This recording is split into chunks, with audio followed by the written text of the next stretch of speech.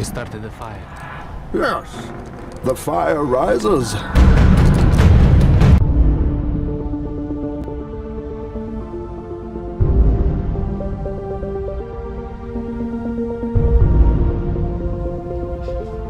come you don't want me, man? I have failed this city. Today we face the monsters that are at our door and bring the fight to them. We will not go quietly into the night. We will not vanish without a fight. This day we fight! That's how winning is done.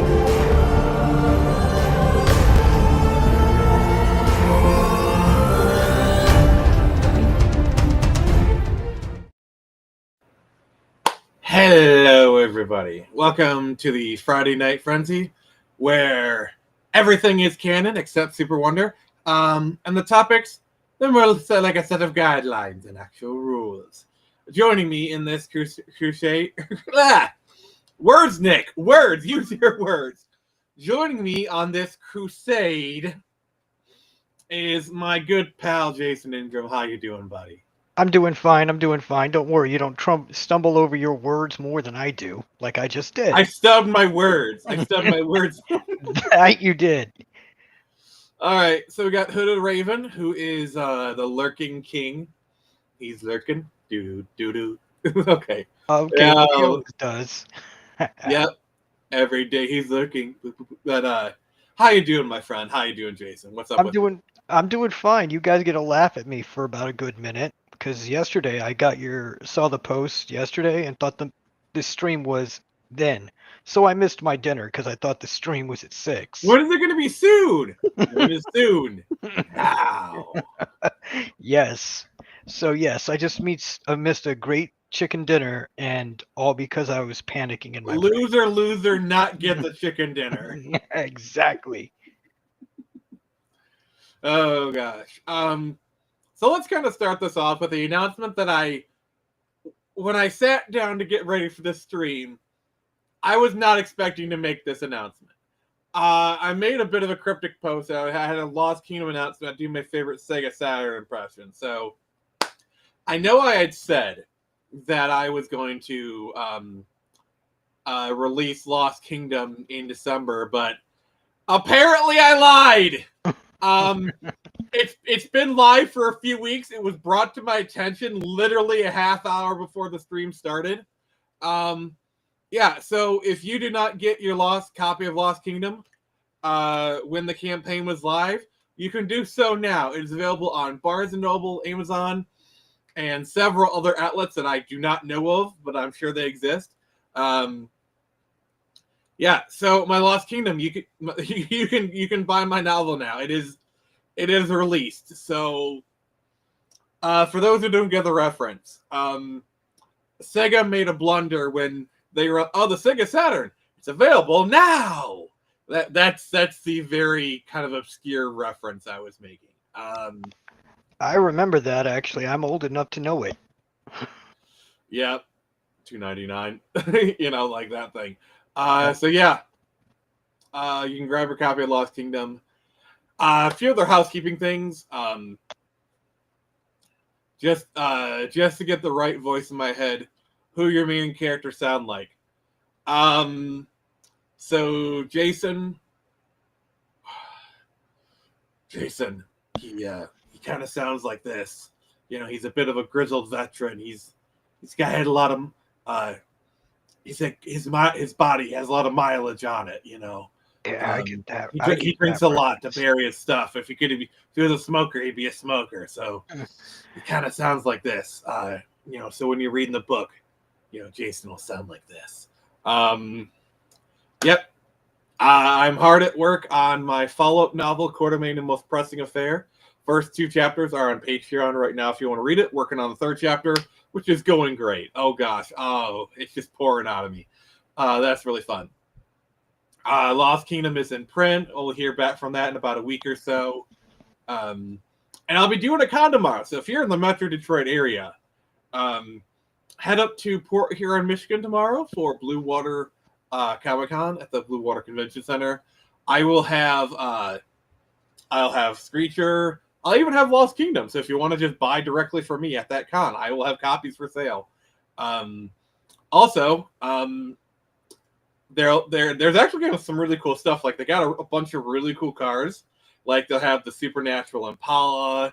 They'll have like the Jurassic Park Explorer, the Jeep, which I know Hooded Raven is very jealous right now that I could just see authentic Jurassic Park vehicles.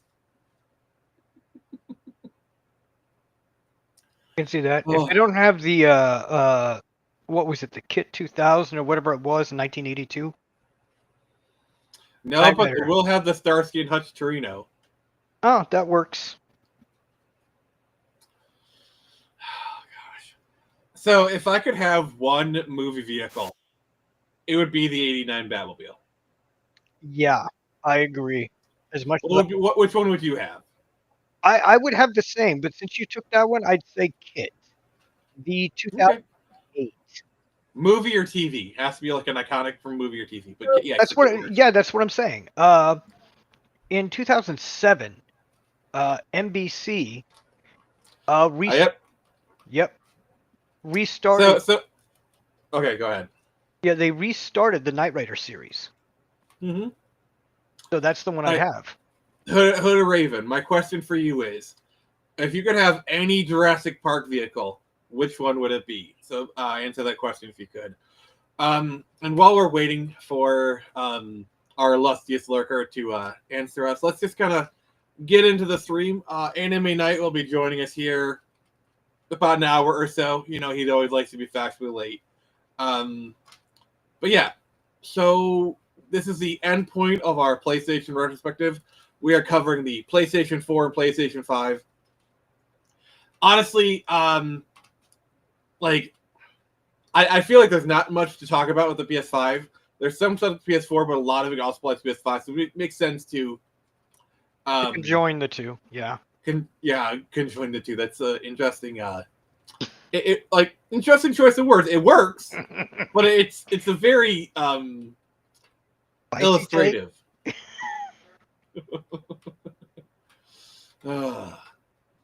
So yeah, I personally never had a PS4. PS5 is a bit too bougie for me, but the way I see it, it's PS4 was kind of the last true game console. Like, I view the PS3, Xbox 360 as the last generation where each one was truly distinct, and then the next one is when they kind of started to meld. Yes, I agree with you on that. The PS5 is basically a computer. Basically. To be fair, you can say the same thing about PS4 and Xbox One, because this is the generation where they, like, both of them switched to x86 architecture. You know what? Sure, Gyrosphere counts. I'll allow it. Yep, I'll accept that.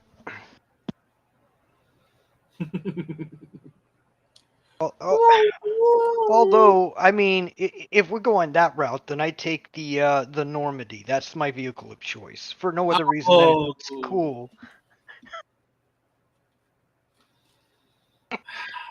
The fact that it's a war machine has nothing to do with it at all. Oh my god! Well, if that's the case, then I'll take the Death Star. Okay, I accept that I have lost this. I like how you were just like, well, in that case, you're gonna one up me, then you realize, holy crap, you chose the Death Star. How do I one up the Death Star? Yeah, how do you one up the Death Star? Well, I choose the sun. It doesn't work that way. If you would have said Star Killer Base, I would have counted with, it's not really a ship, it's a planet. Yep. Put in Raven. Roll out. Yep. They see him rolling. They hate him. Oh God, I haven't seen that. Heard that song in a long time. Actually, I had a friend of mine got kicked out of class because of that song. Because the teacher because he was just too white and nerdy. Nope. Because he put "Do You See Me Rolling" as part of it was part of our English class. and we were supposed to, write out and do some linguistic stuff with a phrase. The teacher kicked him out because he chose, "Do you see me rolling?" She thought he was referring to the devil's lettuce, shall we say. Wacky tobacco. Yeah, wacky tobacco. She thought he was referring to that, and he's like, "No, it's a song." And she did not take that lightly. And plus, like within the context of the song, rolling is referring to driving around. Yeah. Yeah.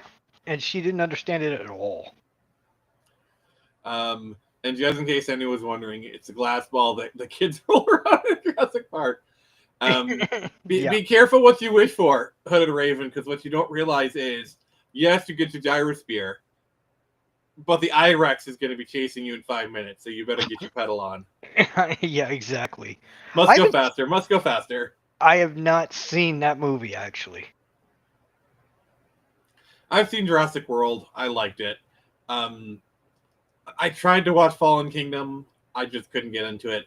Jurassic World at least kind of seemed to embrace. I think one of the things is it just kind of embraced the silliness of it, like the silliness, the awesomeness. Like, we know why you're here. It's like the film had a very much a, we know why you're here, guys. Let us give it to you kind of thing. Yeah, that's the thing about Jurassic Park, Jurassic Park 2. They played it serious, but you were there because of how ridiculous it is.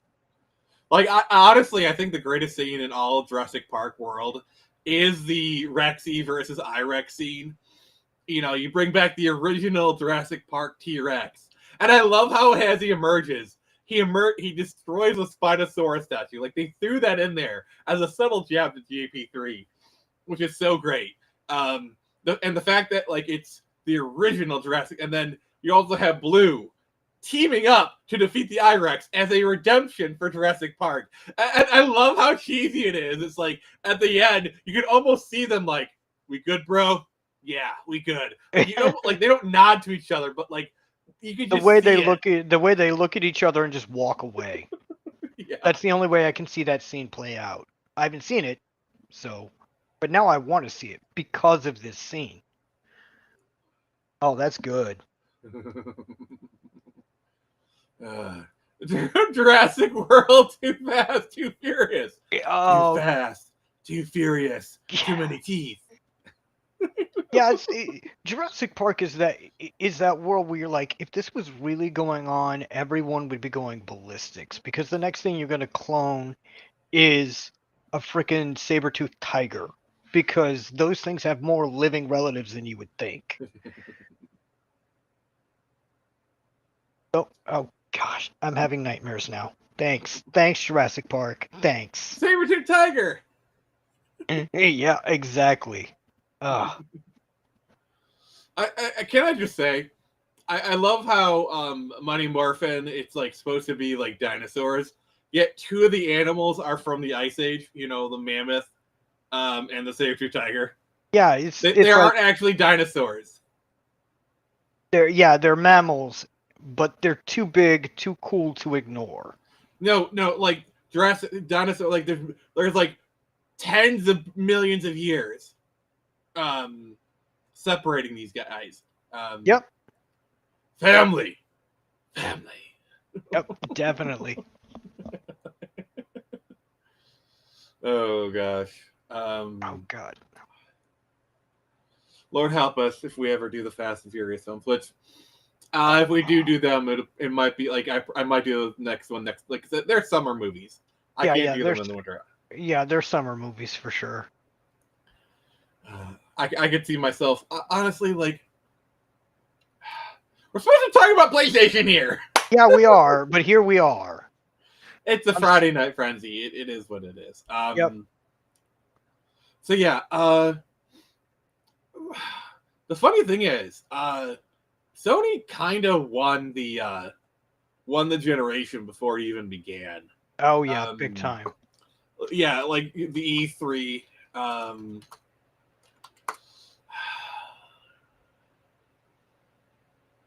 Yeah, the Like- E3, their opener on the E3 that year, they just hands down won it. I don't really remember it in detail, but I do remember watching it and just going, well, PlayStation just won. That much I remember. When a gamer buys a PS4 disc, they have the rights to use that copy of the game. They can trade in the game at retail, sell it to another person, hand it to a friend, or keep it Yep. forever. I just pay attention. Like, obviously the crowd reaction, but like, look at like the announcer, like Yep. look at his like just look at his like I just want to do the close up. Like I just want you to see his smile. It's Yeah. like because I just love it. In addition, PlayStation 4 disc-based games don't need to be connected online to play. Just look at the reaction that they're getting. The smug look on his face. You're right. PS4 does the bare minimum. Succeeds for some reason. Refuses to elaborate. Hey, Cody, how you doing, buddy? What's up, Cody? Um, Good that you're here.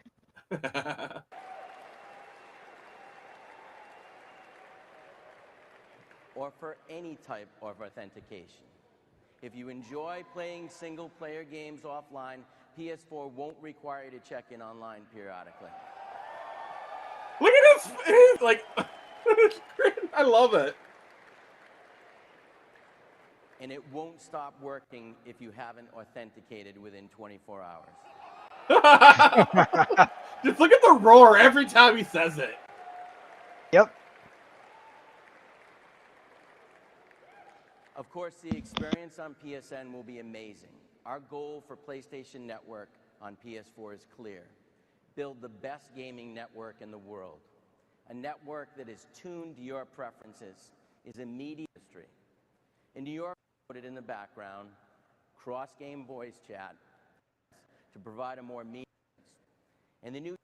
So yeah, like I just love the look on his face because it was at that moment he knew he won. Yeah, exactly. He knew in that moment that he won. It's one of those moments where you're just sitting there going, they still have discs. I can get the disc version and not have to worry about anything. See, the problem is, even without the used games, even if Xbox hadn't have done the Kinect, okay, the PS4 was objectively the better console. I will agree with that. I've seen the difference between the two. Yeah, just the games because that original Xbox toaster was kind of a piece of crap. Like that's why, like they're like, if you want a bad experience, the worst Cyberpunk is not base PS4.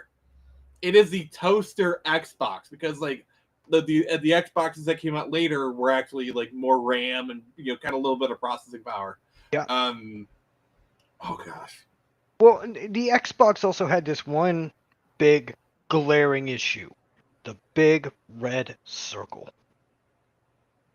When you're turned on the Xbox, and I could be confusing it for another Xbox, but when you turned it on, if you saw the red circle around it or whatever. Oh no, you're thinking of the Red Ring of Death from the 360 or okay. with, Okay, so I knew I was confusing it. Okay, the Red Ring of Death. Yeah, that's what I was thinking of. I thought that was still a thing for the Xbox of this era. But if it wasn't, it wasn't. I was confusing the two. I mean, I don't know if there's like a great. I don't know.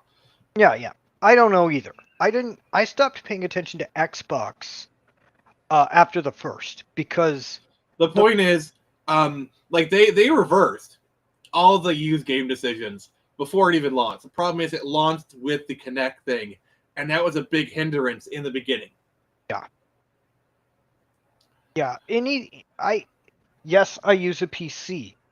Yes, I download programs from Steam or from EA. The problem is, what's what Raven say? Paying for online. Oh yeah, that too. Here's the thing. When you're doing it on a PC, when you download the game, that game is permanently on your system. They can't just take it away. But on Xbox, they can just stop you from using it. Yeah. Period. Well, same thing with PlayStation. That's not real. See, my point is, even if Xbox had done everything right, no Connect, no use games, not fumble the ball, it still, it was an okay system. Yeah. The PS4 they learned all their mistakes from the PS3 generation, and they corrected them, and then they used the goodwill that they had earned through blood, sweat, and tears through the PS3 generation, and they used that for the momentum. So PlayStation was at an advantage, regardless, in this generation. It's just Xbox dropped the ball so hard. Well, I mean, there's dropping the ball, and then there's dropping a ball, tripping over that, and falling in a vat of acid. That's what Xbox did. I will be right back. They just brought the pizza in, which I didn't know they were getting. But yeah I agree with you 100%. Xbox dropped the ball. Yeah, and then you had Mr. Most Punchable Face Don Matrix say this crap. Yeah, and I think people are going to love it, and then they're going to understand what we're trying to create and how it links games and entertainment, the functionality of the box, some of the advantages that you get of having a box that is designed to use an online state. So that, to me, is a future-proof choice, and I think people could have arguably gone the other way if we didn't do it, and fortunately we have a product for people who aren't able to get some form of connectivity. It's called Xbox 360. Right. So stick with 360. That's your message if you don't, like it? If you have zero access to... Jeff Keighley gave him a chance. He gave him a chance to walk it back, and he doubled down. Okay, that's impaling yourself. Yeah. He did not last long after. The internet, that is an offline device. I mean, seriously, when I read the blogs and thought about who's really the most impacted, there was a person who said, hey, I'm on a nuclear sub. Right. And I don't even know what it means to be on a nuclear sub, but I've got to imagine that it's not easy to get an internet connection. Okay, I take that back. He ran himself over with a steamroller and said it's okay. That's not okay. Yeah. That's... Yeah. And then we have, basically, this was the coup de grace right here. This was the kill shot. This was the kill shot right here. How you share your games on PS4?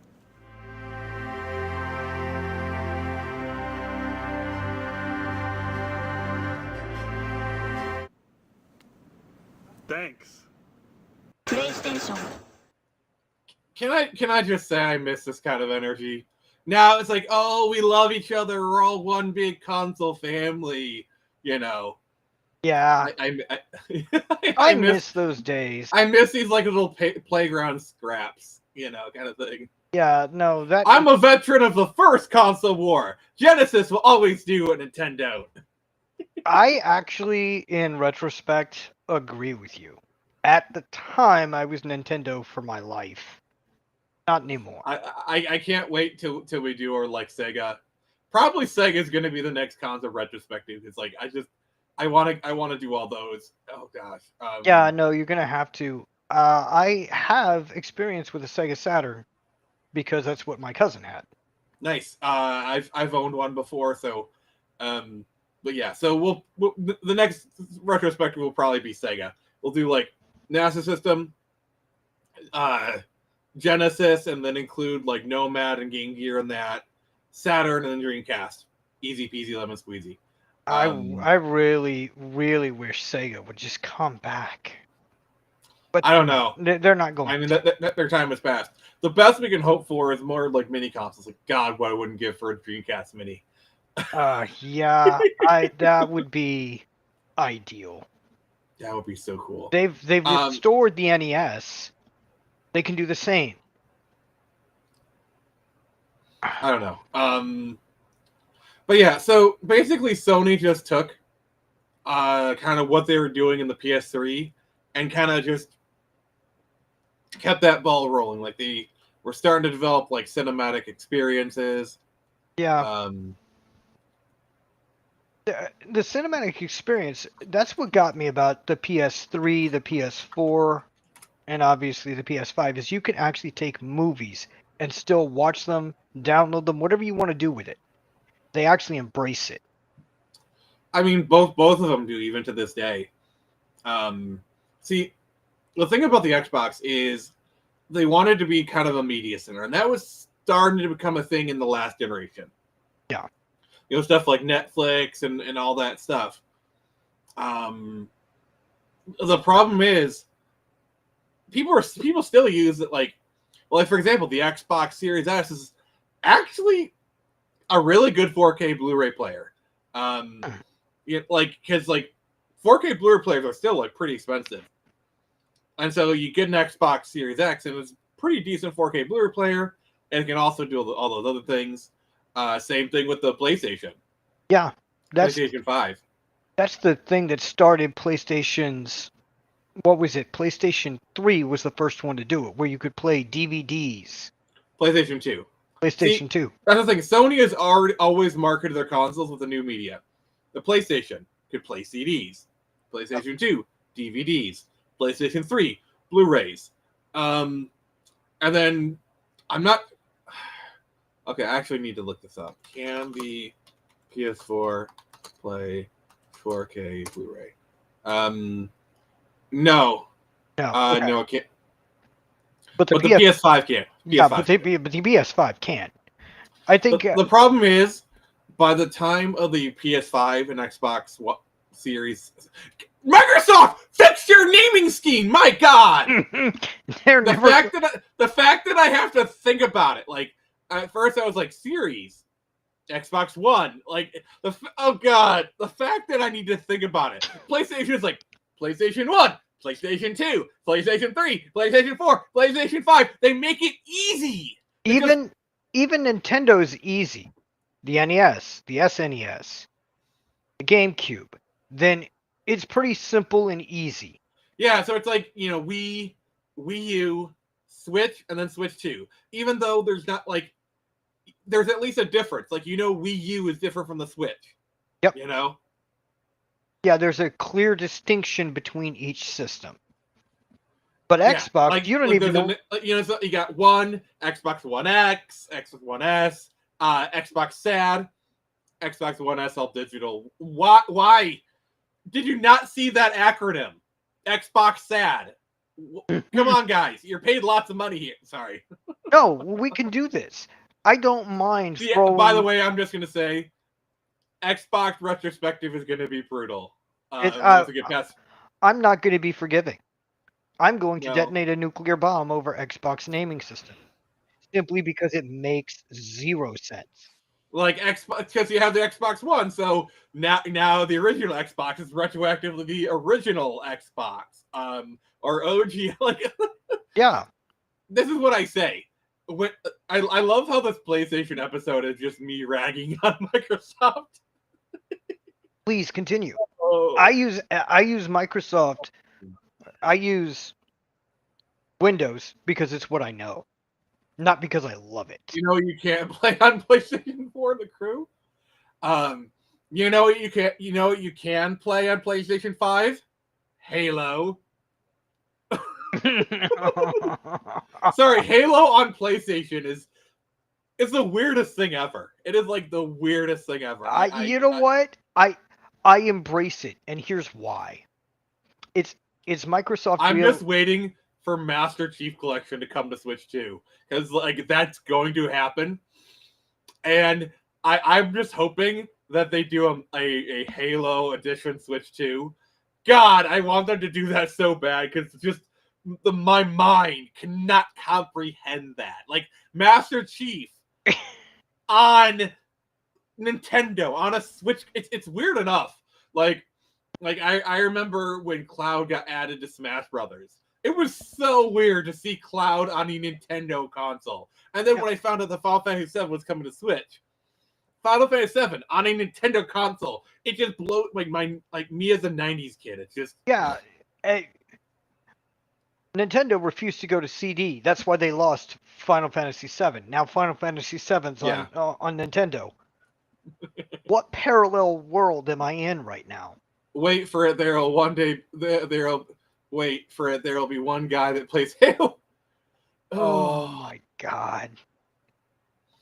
Don't give Todd Howard any ideas. Oh no, give Todd Howard all the ideas, and here's why. You want him spinning around in circles for days, that way he doesn't mess something up. I'm just waiting for.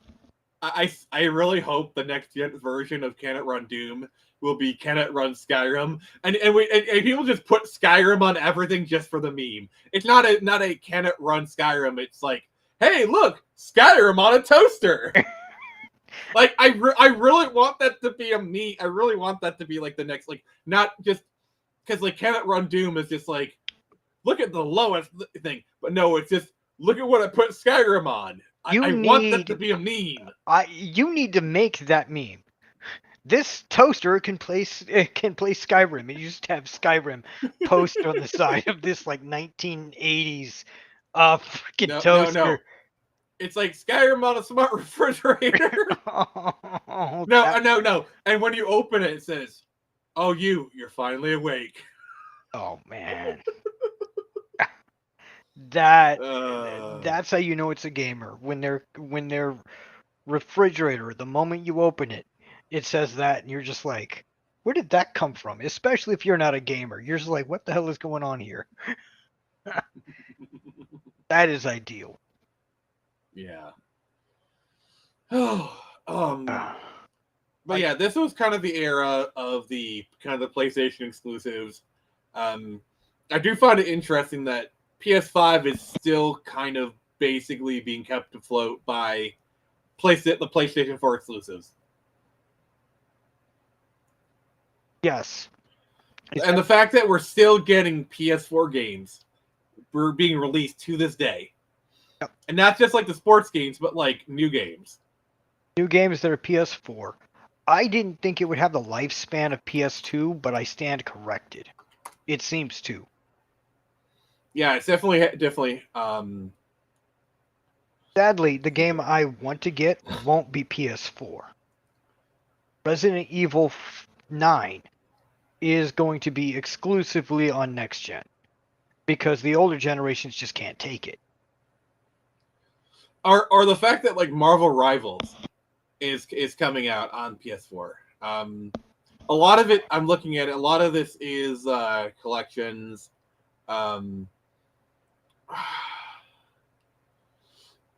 Apparently, Vampire the Masquerade Bloodlines 2 is coming on PS4. That's kind of crazy. That's insane. I'm going to be getting that game and suffering through it, so you don't have to. You're welcome, audience. Now, if you have to dig me out of the pit of despair that I pull myself into for you, that's up to you. I just find it crazy that like Marvel Rivals just like, because I think it was originally released just for PS5 and the newer consoles.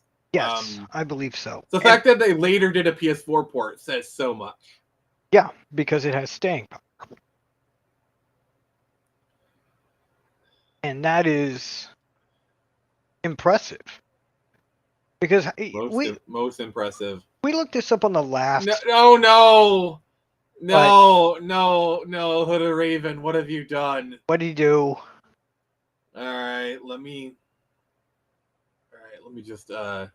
Oh, he's asking you to make the meme now. No, he's done the meme. This is Hooded Raven's contribution to the show, guys. Announcing Skyrim Toaster Edition, the best game since sliced bread now on your toaster. Hooded Raven, I will be posting that on Twitter later. I will be sure to give you credit. Oh, man. Hooded Raven, what have you done? You have given... He's messing with some Eldritch magic, that's for sure. He read the Necronomicon, and now he's giving frickin' the makers of Elder Scroll an idea. No. Yeah.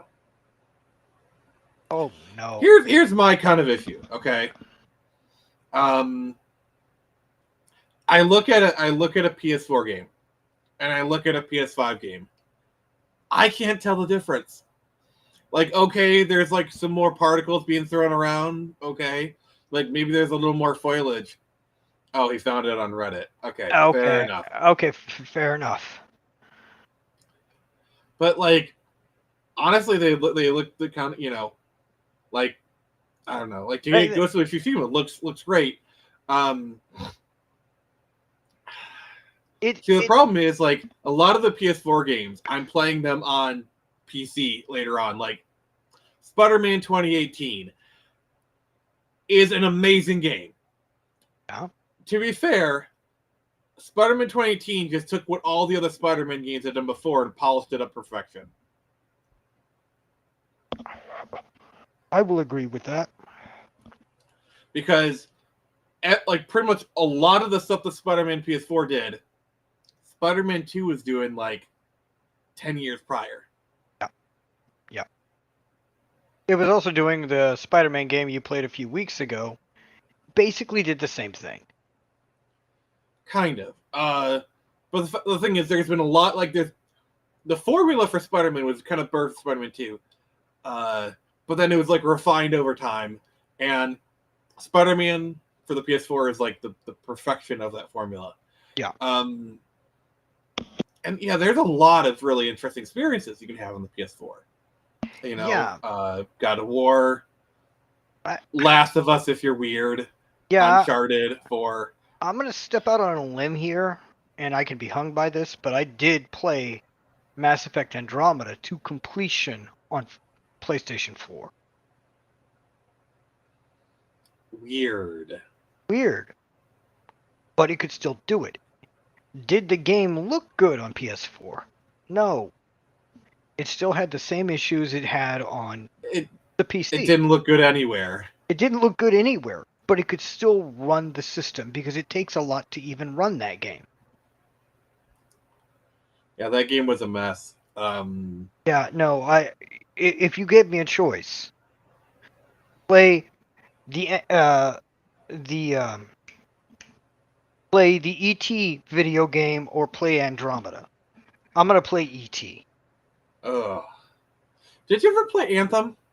No. I avoided it because I was like, I'm gonna give them a few months to see how it goes. And it went exactly how I thought it would. I think I played it once on like a Game Pass kind of thing. Like it was one of those like I could play it for free through subscription. And the flying was nice. The shooting felt okay. But it just, there was nothing there to the game. It was like, go do mission, get some story. There, you can really tell it was built to be a live service, and they kind of had to gut it. Yeah, they had to gut it. And it was definitely like, hey, we have this cool flying mechanic, and that was like their one-trick pony. And they like, yeah, you can build games around those kind of mechanics. Lots of people have done that. Like for example, the genesis of Devil May Cry was at one point during testing of Resident Evil 4, there was a glitch where you could launch people into the air, and Hideki Kamiya thought, oh, okay, wouldn't it be cool if you could like jump on and attack people? That's what led to Devil May Cry. Yeah, you can build things off failure, and that failure turns into awesome. Or just build it around like a single mechanic, single idea. But they kind of failed to do that. Yep. All right. Listen, I'm going to make credit for anything. It's going to be the evil clone. No, wait, what? I've never heard of this. What are you talking about? No, there is no evil clone. I've never heard of this evil clone. I mean, you want to see evil clones? I literally have one. He's in Arizona. He really does have an evil clone. I do. If Jason ever needs a liver, just go grab your shovel and talk to his twin. Yeah, exactly. Oof. And the shovel won't be for burying him, or at least not at first. Not at first, exactly. Yes. Yes, and ironically, we are identical twins, so yes, it would stick. My body wouldn't reject it. Ironic. Yeah, it's like it's yeah. You hit upon a duplication glitch. Yep. Some people dabbing fan fiction publicly. Some people. Oh no, there's Screecher fan fiction out there. Oh, I imagine no. there is. I haven't even looked. I can go to the two big ones. Wait, there's two big There's Screecher two. fanfics. No, there's two big fan fiction websites. There's fanfiction.net and Archive of Our Own. I'm on both. Yeah, AO3. I will never read Screecher fan fiction online. I'm not. At least not for free. Oh yeah. No, I'm not gonna put you through that. I'm gonna go to the comic book section on AO3 and see if it pops up, just for funsies. If it does, you claim no responsibility. I claim no ownership over those fanfics. See. Here it is. Cartoons and comics. I thought comics would be all on their own. Oh gosh, I'm like now. I don't post any of my fanfics. It's more of an ADHD thing. I just get very creative and then I let it go. Okay. Nope. There we go. It's okay. There is no Screecher segment in cartoons and comics. Not yet, anyway. Not yet. Somebody will eventually. Oh, eventually somebody's gonna do it. And now to. I remember, guys, the Screecher Fire Rises. You know, I've been editing the Volume 2 scripts. Vaughn Coleman's been doing some really good edits on it, and I really appreciate it. We're not quite done there, but the it's going in a great direction. I really appreciate him. So. No, Screecher is also not on fanfiction.net. I mean, yeah, I kind of figured as much. I'll say this though. I'll know I've made it when somebody walks up to my table in a Screecher cosplay, or they invite me on their stream, and they do like the first time I see Screecher cosplay, I might cry. Yeah, no, that would be a sign. That would be you've made it. Like legit, I might actually cry because like that the fact that somebody loves Screecher enough to like put their time and money and dedication into creating a costume, and then they want me to see it, is kind of the ultimate form of respect. That is like the ultimate form of admiration. Oh yeah, absolutely. Yeah, I don't know. When I get my novel done, I don't know how I'm going to take it if somebody... If somebody showed up in a cosplay of my characters, I would be shocked. Yeah, it's going to be crazy. Yep. The main reason I don't dab into fan fiction is I don't know how to draw. Just write. Yeah, just write. Write as a novel. You do it as short... Okay, you do it as... The first one you should do if you do fan fiction. Do a one-shot. Do prose. Do prose. Do it as a script. Like, seriously, it's fan fiction. Do whatever the frick you want. Like, the thing that I say is, if you're not sure about your writing and you want to practice, I always tell people do fan fiction. Fan fiction is a great practice for writing. That's what I've been doing for years. I have so many fan fictions that it actually honed my writing style. Yeah. I've dabbled in fan fiction myself. Well, I mean, I've done some searching into this. My writing style is a combination of two. You're either a planner, pantser or a planner. I'm a plantser, which is a combination of planner and plantser. Or everyone is a combination of planner or pantser. It just depends on where on the spectrum you are. Yeah. There is like the only person who I'd say is like fully on the pantser side would be George R. R. Martin. Yeah, that's and the full on the planner side is J.R.R. Tolkien. Like that's a planner.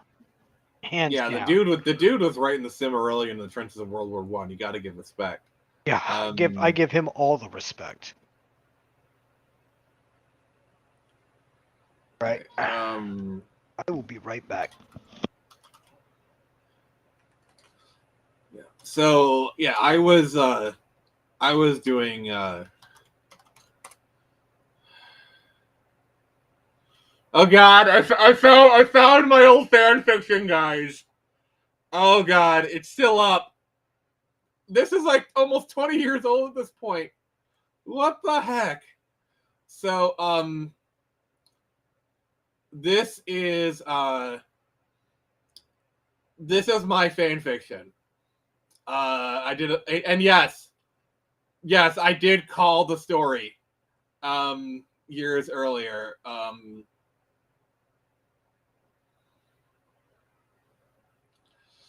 Oh gosh. This is me. This is me. I did this. I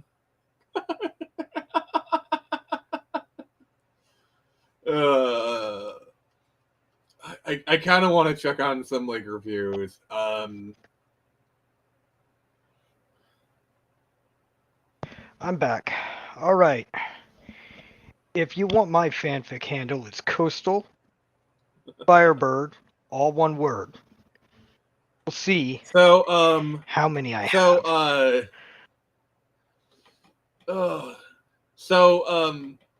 Yeah. So this is the reviews I did for my fanfic, and apparently some people liked it.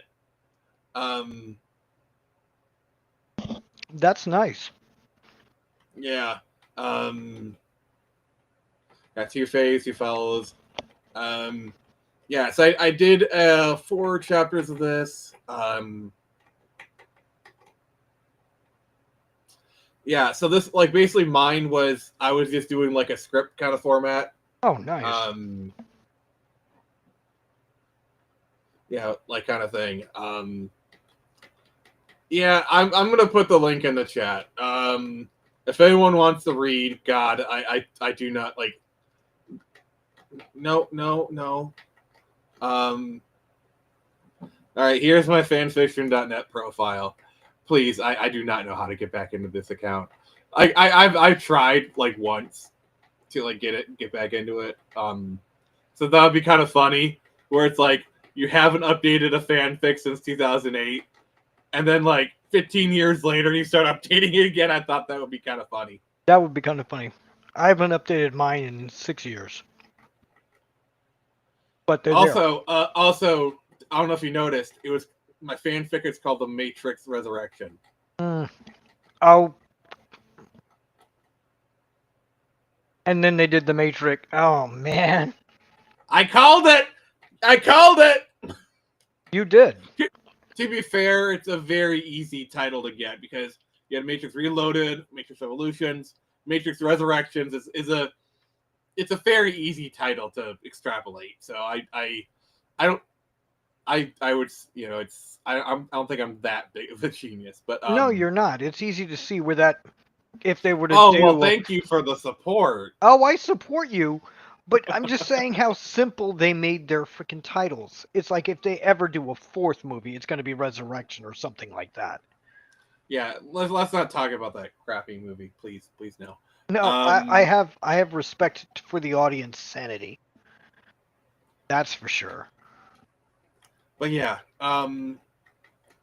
so if the PS3 was like kind of the start of the modern era, the PS4 is really the modern era in full flower, I would say. Yes, I agree with that. The PS4 did everything I wanted it to do, and then some. And it still does for a lot of people. I would still have my PS4. I gave it away to be given to a child so that they'd have something. Mm-hmm. I've done this before. I gave away my NES and like 150 games to a little kid. Okay. Nothing new to me. Mm-hmm.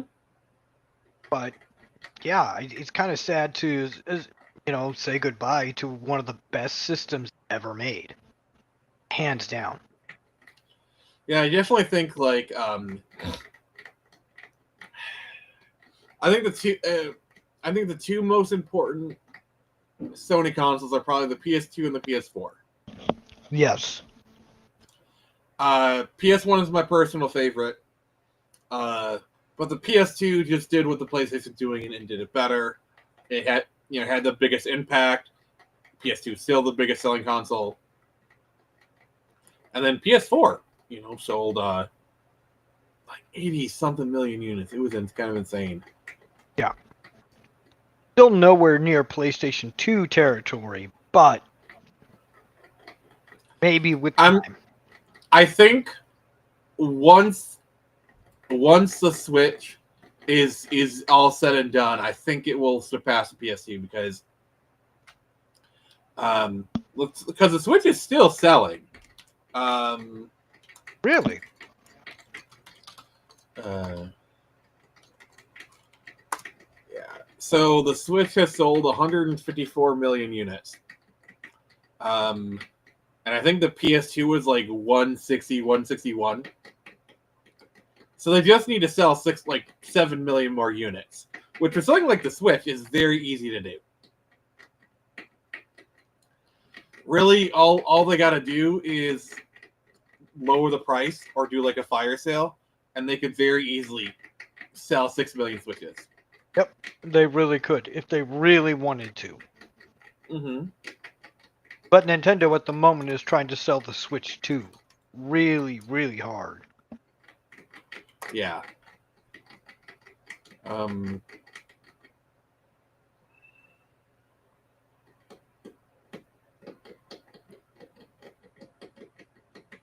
going to go ahead and say this. So, June 2025 console sales.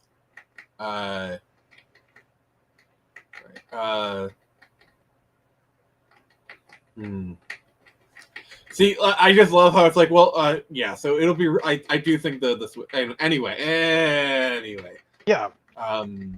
Although it wouldn't surprise me if Sony went, you know what? We found these secret PlayStation 2 sales of 150,000. Oh my god. All right, 1 second.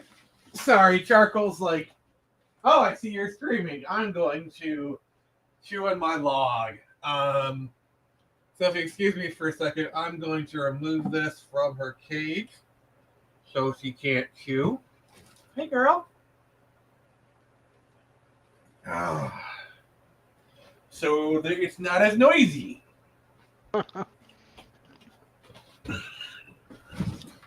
So yeah, here's Charcoal. She's doing a lot better. Yeah, I was kind of scared there for a second because she was kind of slowing down a little bit, but I don't know, man. I think maybe she's just had like a little cold or something. Yeah, but she's doing a lot better. So good. Mm-hmm. So yeah, Jason, what are some of your favorite like PS4, PS5 games? My favorite, ironically, is the one you hate. Actually, no, scratch that. Tomb Raider. Okay. What do you mean, the Survivor trilogy? Yeah, the first of the Survivor trilogy. That one. Oh, 2013. I love that game. It recently got re-released on the Switch, from what I hear. Aw, that's too cute. Yeah, he's adorable. Yeah, I didn't like where it went, but it was a good starting point. I thought Rise was pretty good. I have not finished Shadow, even though I own it. Well, I mean, I say that, and here I own a dozen games that I haven't even touched. Thank you. I mean, that's to be fair, that's all of us. The backlog is strong, my friend. The backlog is remains undefeated. Yep. It's just impressive that we have all these old games that we can just fall back to if we're getting tired of nonsense. Yeah, that's the thing. Like, I'm honestly not too worried because I don't really buy many like brand new games anymore. I'm kind of like you ever heard the term patient gamer? No. Basically, they're a person where they wait till the game is like on sale at a price they want before they buy it. Okay, that I can get. Like for example, Final Fantasy VII Remake is currently $20. I'm actually going to be buying that when my next paycheck comes in, because it finally dropped low enough to a price in which I feel comfortable buying it. The first Final Fantasy VII Remake isn't as bad as people claim it to be. Yes, it broke canon pretty good, but it was still a fun game to play. I played a less than legitimate copy, and I thought it was pretty fun. But I'm excited to actually own a legit version. Plus, it apparently runs pretty well on the Steam Deck, so that's good. That's good. Dude, the Steam Deck is going to get better and better and better. It's definitely one of those consoles. I think it's going to hang around for a while. Like, obviously, the open architecture. Plus, I feel like it's like one of those, like, it's just powerful enough to pretty much, like any of your basic indie games run on it. Like, it's going to stick around, so I'm pretty happy with it. The real question is the Steam Machine, because obviously the Steam Deck really helped pioneer the handheld PC market. And it's still, even to this day, even though it's not as powerful as a lot of the other handhelds, its value and its experience make it a pretty attractive handheld even to this day. All right. Why you booing me? I'm right. Hey, Black Reaper Kai, how you doing, buddy? But yeah, there's been a lot of discourse over the price. The problem is they keep saying they're marketing. It's like we're pricing it like a PC, but they're marketing it like a console. Yeah, that's my one tiny critique. But if it actually functions like a PC, I can justify the price. I don't know, because like for $700, they're saying it's gonna be like $700-800.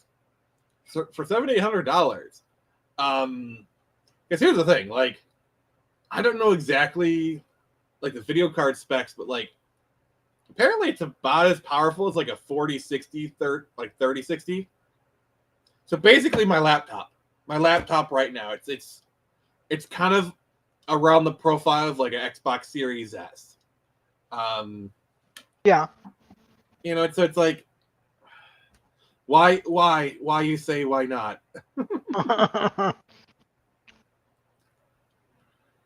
Oh, you.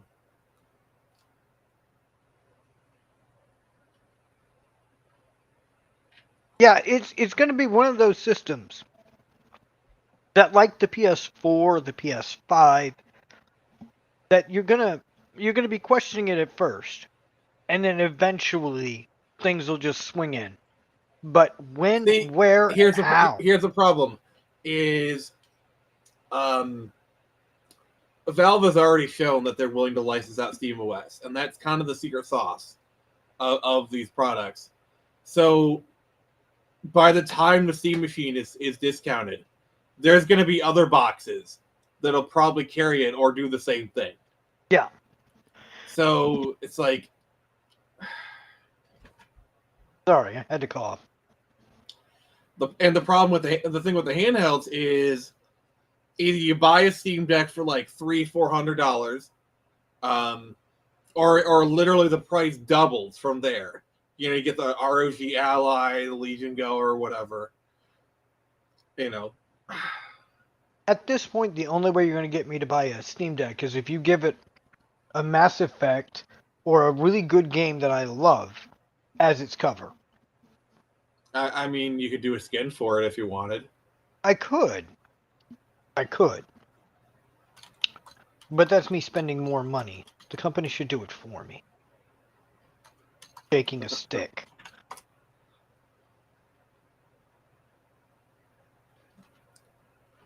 All right. All right, Jason. I'm gonna send you something on Discord. This you're gonna hate me because oh crap. All right, check Discord. I love it when a good meddling comes together. Oh my god. Really? What? What the fuck? Yep. That's the face I... What? Sorry. But yeah, keep going. I just took one look at this and I'm like, oh man. Really? Now I'm gonna get this. Oh man. It's like she knows I'm streaming. It's like she knows. Like she's reading your mind, man. She's reading your mind. Like seriously. She knows I'm streaming. He's like, oh, you took my cue away. I'm going to disturb you some other way. So, like, pay attention to that wheel. Yep. Like, yeah, I saw it move or whatever. Like, no, I saw it moving. The little stinker. Yep. It's like she knew I was streaming. Like, she knows. Like, what the heck? She's got an opinion. She wants it to be heard. I don't know what that opinion is, but like, oh, there she is. There you can see her. Yep. She's climbing. Oh, now she's literally just like right there, just kind of staring at me. Okay. Yep. Okay. Yep. Enough with the cuteness. Let's get back to the stream. Yep. No, I mean, we're just gonna have to see where it starts. If it starts at 500, so be it. That's their decision. 400 or 500, yeah, I would get that. Anything more, and because here's the thing, I don't need the Steam machine. I don't need it. The Steam Deck, I didn't need it, but it added to my PC experience. It was a portable thing. Because like the way I have my setup, my laptop is essentially a Steam machine right now. Yep. You know, like it's my entertainment. I do all the stuff on it. It's Steam machine is a convenience, and my laptop is about as powerful relatively to a Steam machine anyway. So yeah, my PC, I guarantee you, is as powerful as the Steam Deck. Guarantee it. Steam Deck maybe. But that's a maybe, because the video card is old. The processor is almost outdated. Almost.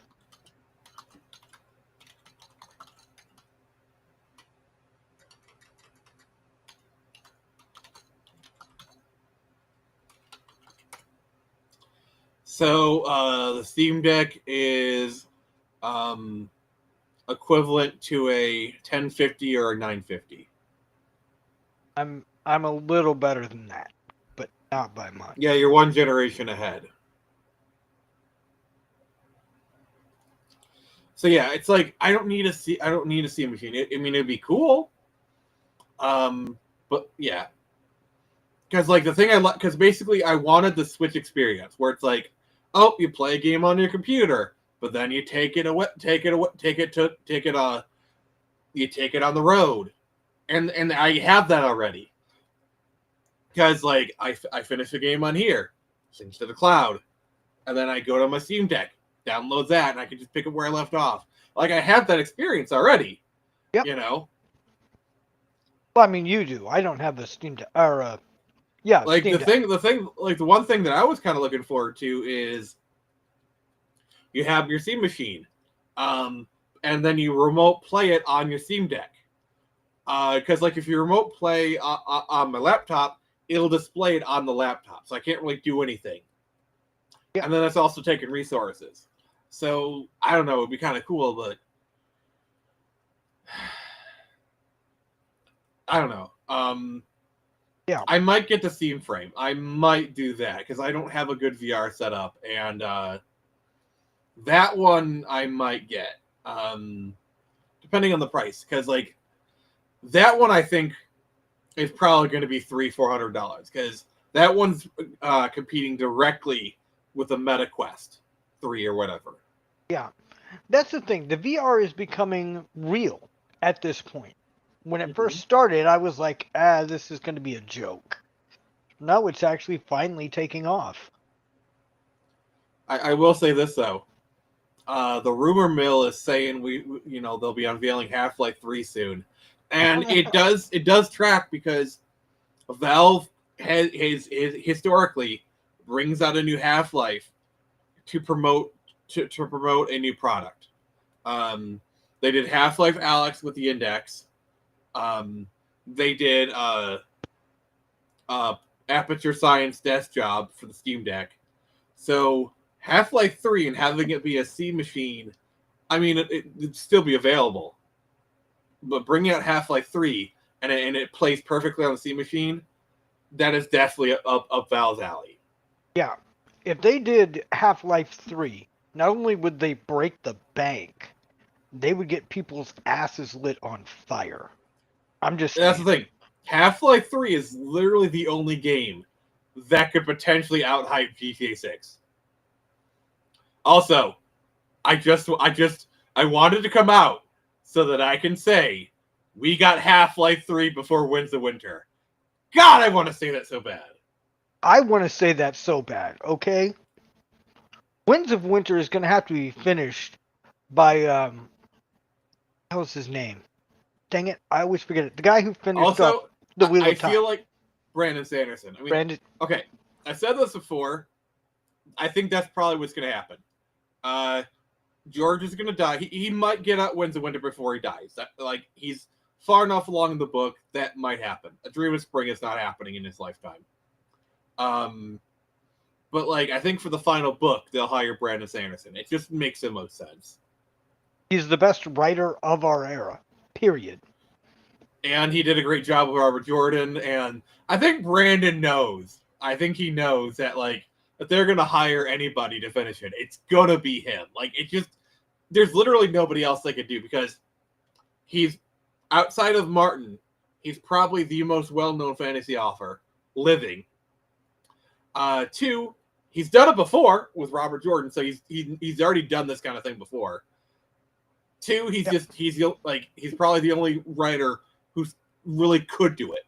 Yeah. Just talent-wise. Talent-wise, he's the only one that can do it. He's literally, if they say, all right, Brandon Sanderson is going to finish, A Song of Ice and Fire, everyone will be like, oh, okay, oh God, thank you. And they'll look forward to it in 2 years. Exactly. Also, I wouldn't be surprised if they also get Brandon Sanderson to kind of finish, because all the Dunk and Egg novels, there's a lot of material. They could keep Brandon Sanderson busy for the next 10 years, just finishing off all of George's stuff. Yeah, there's enough stuff. It kind of makes me wish. Because remember, they were releasing Tolkien stuff. I remember a new Tolkien novel coming out in 2006 or something. They were releasing Tolkien stuff very, very far in, 50 years later. Yeah, because he left so much stuff to finish. Mm-hmm. It really wouldn't surprise me if the Tolkien estate tapped him on the shoulder for one. That wouldn't surprise me at all. I don't know. Tolkien estate is kind of in a disarray thing. Oh yeah, big time. But the fact that they're talking about doing sequels to Game of Thrones before George has even finished the novels is just wild. The dude's not even finished the novels. Why that? They can do a sequel to the TV series, sure. But the novels? That's a bit spicy. No, a sequel to the show is what they're going to do. Oh, okay. That's what they're going to do?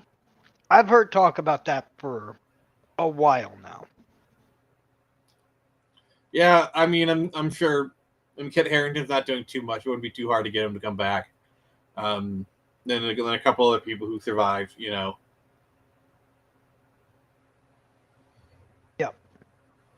And it's not hard to figure out who to do it about. The character, she went across the sea to go to the other land. Her.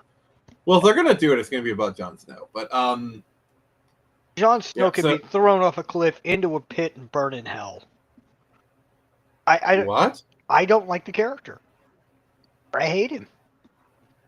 Yes, he's the good guy, but What? Oh, okay. We need to discuss this. Why do you hate Jon Snow? I don't know. There's something about his character that's always rubbed me the wrong way, and I can't really explain. Really? Why? I like Jon Snow. I mean, he's a good character. It's just something about him that rubs me the wrong way. And, What? What about him?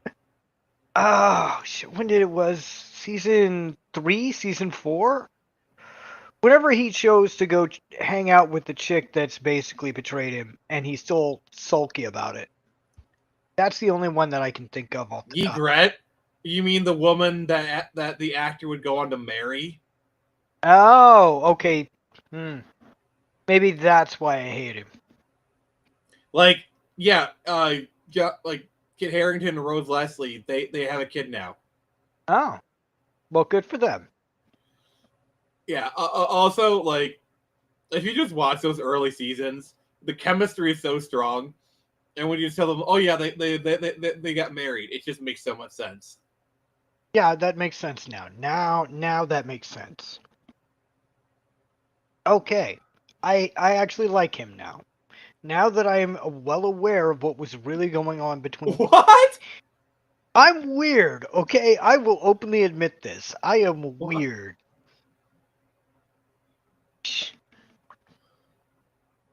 I mean, don't understand you. I don't. No, understand no, you, you my don't. friend. You know, I don't understand myself.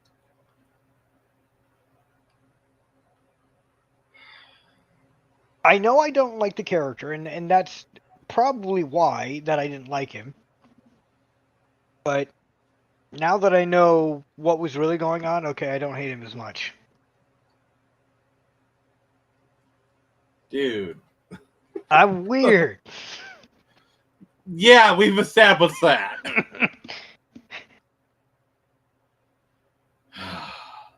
Now I'm Anyways. now I'm debating myself. Congratulations, Jason. You played yourself. You dumb mother ducker, you. Yes. Anyway, about PlayStation 4, anything else that really sticks out to you about it? Like the exclusives. I think like Ghost of Tsushima is just a beautiful game. I played it on PC and it is amazing. I didn't know it came out with PS4 first. Had I known, I would have got it for the PS4. Huh. I thought it was PC exclusive almost. No, it first came on the PS4 like a long time ago. Interesting, and I didn't know about it. Shame. Dishonor upon you, dishonor upon your cow. Yeah, exactly. Dishonor upon my stubbed toe, on anything. Oh. But yeah, PS4 has got some really good games on it that I don't think would have been good anywhere else. I don't think the Xbox could have handled most of these games. I don't know. That's the thing of like the Xbox One and the PS4 were very similar in power. Really? Yeah, I think the PS4 was like slightly more powerful. And then they did like, and this is also the era where like the mid-gen refresh came into play. What's funny though is Xbox basically they released their mid-gen refresh with the console. I think that was so stupid. And then Sony eventually did the PS5 Pro.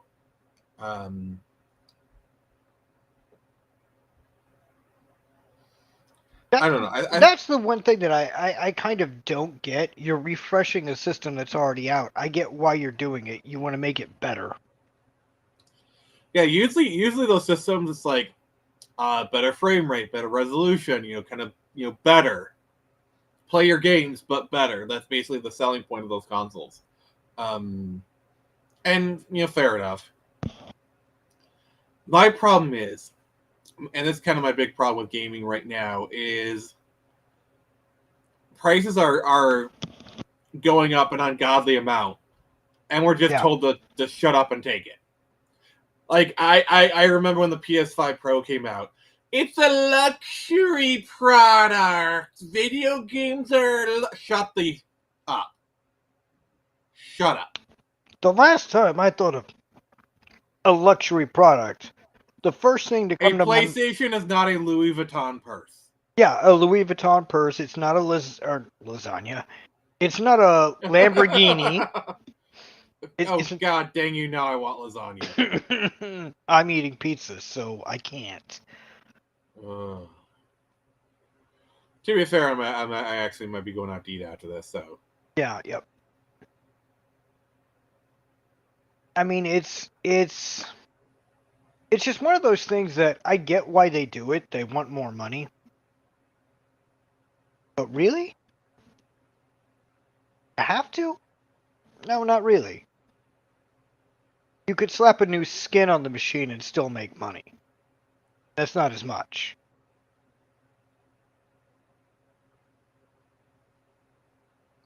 I don't know. The problem is just the cost. You know, everything's getting more expensive, and when you complain, you're told to shut up and deal with it.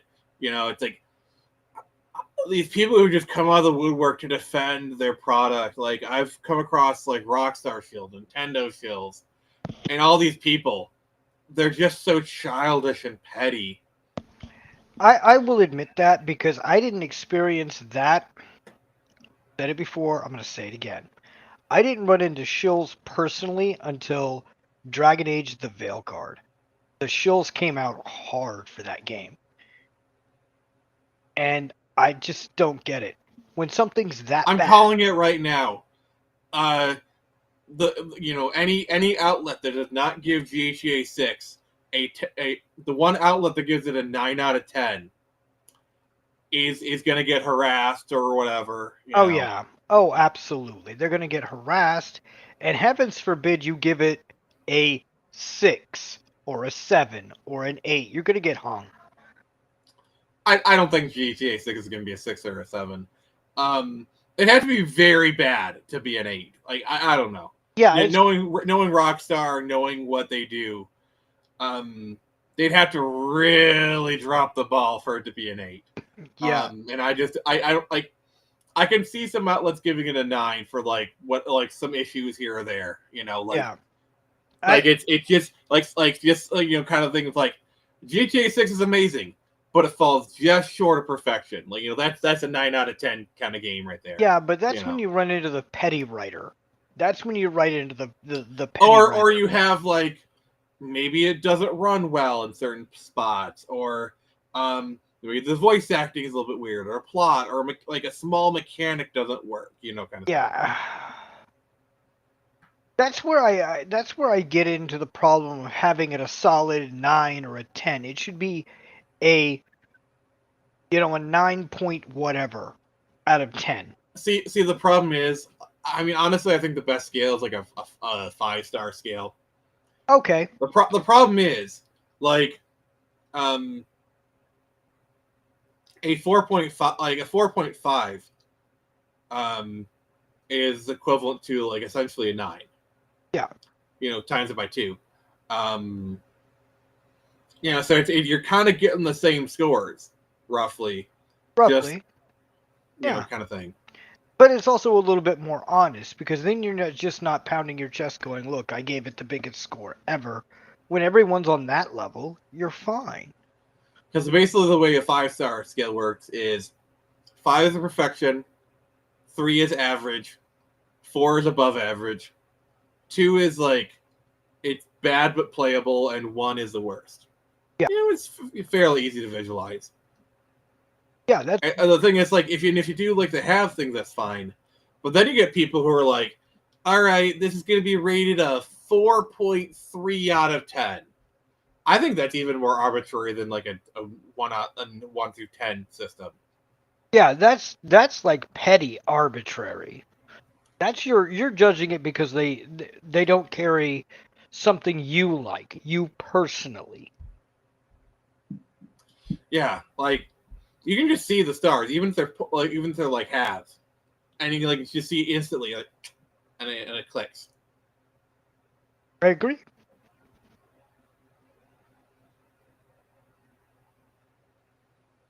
I really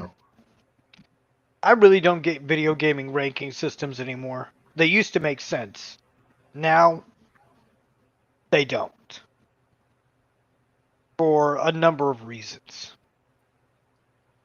Somebody's feelings are hurt. We are saved. Our shining anime night has arrived. What's up? Hello. How are you doing, my friend? Good. I just paid rent, so I'm happy. You're broke, but you're happy. Yeah, I have money still, but I'm happy. Oh. And I did the survey, so that's all taken care of. And yep. Thank you for reminding me. All right. If you backed Creature 4 and you have not done the survey, please do so soon, so we can get all your books to you. Mine's done. I think I did that last week or whenever. Yeah, you're good. So, anime night. PS4, PS5, love it or hate it. Love the PS4. Was actually a Christmas gift that was a wonderful gift. I got it in 2017, I believe. It was 2017, and then could be 2016, 2017, one of the two. Had a lot of fun with it. My auntie got me the Nathan Drake edition. The very last before the spin-offs. It was the fourth installment, Thief's End for Uncharted 4. That's nice. Oh, is that the one with had like Nathan Drake on the front of it? Yes, it was that one. I still have it to this day. I'm looking at pictures of it. It looks nice. And I got three, and I had 3 other games too. I had Borderlands, the Handsome Jack collection, and a few other ones too. But it was a wonderful gift, though. It was a really wonderful gift. Because when I opened up the presents, it's like PS4. Wait a minute, I don't have a. And then it hit me, and I look over at the giant ass box by me, and I'm like, just ripping it. Oh gosh. Okay. That actually reminds me of when I got my PlayStation 1. So yes, that too. So it's 1998. We're at the family cabin up north in northern Michigan, and I open up my present, and it's Casper for the PlayStation 1. And my dumbass was like, "Oh, hey, I could play it on your system." And then I remember my Aunt Brenda saying, "Nick doesn't realize it yet." And I look over, and and this is true. It's my sisters holding a PlayStation box. Like seriously, you cannot write this shit. Because it is too cliche. Like, this is like a sitcom plot right here. And so I jumped up and said, "We got PlayStation. We got Play." Like, I wish, I swear, if somebody had filmed that, I would have been the equivalent of the N64 kid. Like, it's a Nintendo 60. Like if someone would have filmed that and posted it online, I would have been the equivalent of that. Like, yeah, no, I don't have anything like that for me personally, but it happened to my cousin. This was when Apple was putting out the iPhone, all of that. Ooh. My aunt and uncle bought my 17-year-old cousin. She's like 5 years younger than me or something like that. Younger than me by quite a bit. Okay. They got her an iPhone because this is like her last year in high school. They stored it in her car in a box, and they asked her to go get something out of the box in her car. She lost her What's mind. in the box? Yeah, what's in the box? And she lost her mind. So one of the things I liked about the PS4 is they had some really great special editions. So no, I won't tell anybody if I win the lottery, but there will be signs. Yeah, they're gonna be signs, Nick.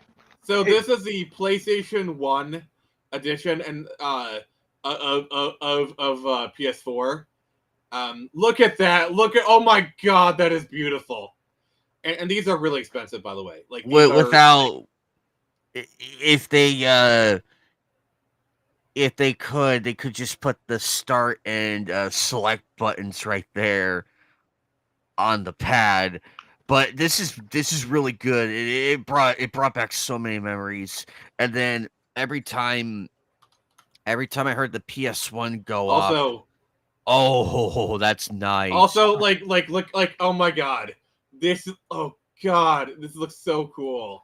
Just like imagine that's your PS4. Like that is so freaking cool. Personally, I would just get it for the skin and the controller. The game I could skip. I would just mainly get it for. I actually like Spider-Man. I like that. I like the Spider-Man game, by the way. Yeah, that just looks cool. That is actually pretty cool. I miss it when consoles used to look so cool and everything. Like the effort went into it. You could just tell. Oh, look at this. Okay, that's actually not bad. This is a PS5 version of it. That's. Okay. Oh my god! Imagine if we got. I don't think. That would look cool. But yeah, I miss special edition consoles that looked that cool. Oh, look at that! Ooh. That is tight as hell. That looks cool. Oh, imagine the Carnage edition. Oh, that would sell like hotcakes. That would be nice. I know it. I know it's not. No, but like I want to see like people doing mock. Oh my god. Okay, these are mock-ups, but still, it looks so cool. Oh, it looks so cool. Oh god, I would. Oh god, I want that controller. That is so cool. I don't care how much it costs. I'll buy it. All the money. All the money. Sir, we need you to go withdraw actually, here's a mock-up. On the front, it would have Carnage, and then on the back, it would have Venom on the console. I would get that. And it'd be like, which one do I choose? So I mean, the PS5 at least they understood the assignment and are trying, and I can respect that. Yeah. So this is like a mock-up of if they did a Halo edition for the Nintendo Switch. Oh, that's cool. That's cool. Because, Master Chief Collection is going to come to the Switch eventually. Yep. And, imagine if they actually did a Switch 2 Master. God, that would be so freaking cool! That would make me get a Switch 2 just for its look. I do like the color, of the Joy-Cons, but, that would be so cool. But yeah, I mean, they still kind of do it here or there, but God, I miss the 2010s. We were getting all the 3DS had so many good variations. I got the Pokemon one that's actually really valuable. It's $500 or something. The 3DS had a lot of them, had a lot of good special editions. The Wii U had a couple of them. God, I miss console special editions. It was so cool. They don't make them that much anymore. Well, because the PS5 doesn't have that many major titles right now. That's the sad tragedy in the whole thing. The PS4, you could make it a limited edition Borderlands PS4, and people will buy it. Yeah. I have no doubt. They could. That's what they should have done with the PS5 when the new Borderlands game was coming out. That's what they should have done. But I will say, the greatest special edition console ever is the Star Wars Edition 360. Oh my lord! One of my friends had this. The fact that when you turned it on, you got R2D2 sounds. One of my friends had this, and the analog 3D. Oh god, I'm gonna have to come over to your house at a reason. With the really big bag, or just with Joy? But yeah, like how cool is that? It came with like a C3PO kind of controller. Like this is when they cared. I'm just gonna say it. Yeah, no, that's when they cared. $461. That's not bad. That is not bad. That's not bad. That. Oh wait, is that 6 or 8? I can't tell from here. Okay, it's something called like cavegamers.com or whatever. It's used, whatever. Yeah. But still, like that you can still pick it up. That's all that matters. Mm-hmm. But yeah, like there's a bunch of like PSP special editions that were really cool. Yeah. Like the Kratos one, the red one with Kratos on it, or the one with Darth Vader on the back was really cool. Yeah, that's pretty cool. But yeah, I miss when essentially handhelds came in like different colors, so you can kind of have like your own style, Yeah, I was dedicated to red Game Boy Advance. Like the Switch kind of did that with the Joy-Cons, because they had like a bunch of special edition Joy-Cons. That was, instead of doing a full-on console, oftentimes that you'd do special edition Joy-Cons, which fair enough. I think that was good because they didn't have to buy a whole new console. Yeah, that would have been expensive. Anime Night, what were some of your favorite special edition Joy-Cons? Oh boy, I would have to say that aside from the Pokemon one, they did have a Metroid one. They did have a Legend of Zelda one. They had a couple Legend of Zelda ones. They were all really good. I always admire it. My sister was like, "You gonna buy that?" I'm like, "Nah, I'm good. I have my own. I have my own Joy-Con and everything. They even did like a couple special edition Pro controllers. Like that is nice. Really?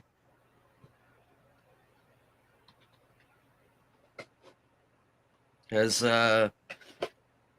my sister got God bless her, for Christmas, I think it was either last year or the year before, got me a custom one for the Switch. Oh, nice. I love my sister to pieces. Is that Sakura Wars? It's from My Try. It doesn't say which one though. It doesn't say who it is.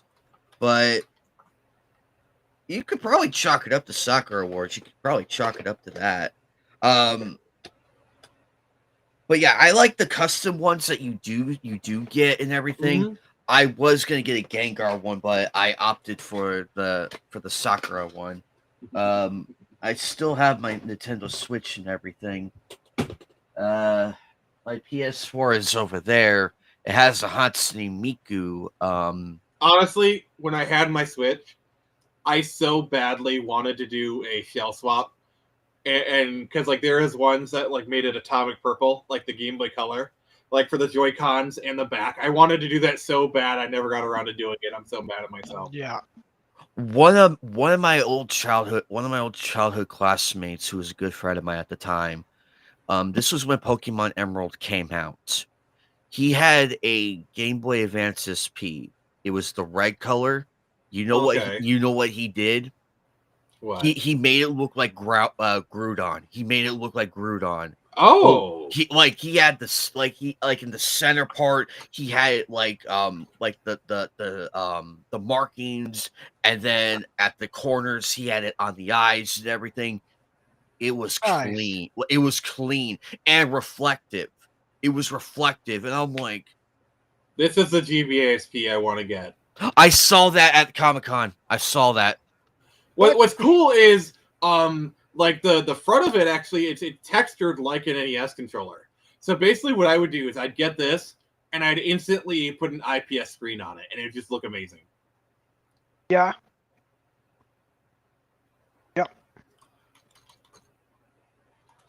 Yeah, some of my favorites are I want the SNES 3DS. Look at that. How cool is that? you would really confuse people. Be like, wait a minute, what the a mobile Nintendo? Yeah, no, that would. But yeah, some of those 3DS variants are just oh my god. Imagine walking back into the 90s with that. People be like, where'd you get that? You would start World War III. Okay, this is so classy. This one's very classy. Oh, that is class. That's what I miss about. That's what I miss about this. Look at the Samus one. The class, the respect. Oh, there's Majora's Mask. Oh, this was my first 3DS. This thing was so nice. The Link Between Worlds. Yeah, it was so nice. I bet a lot of people hounded you.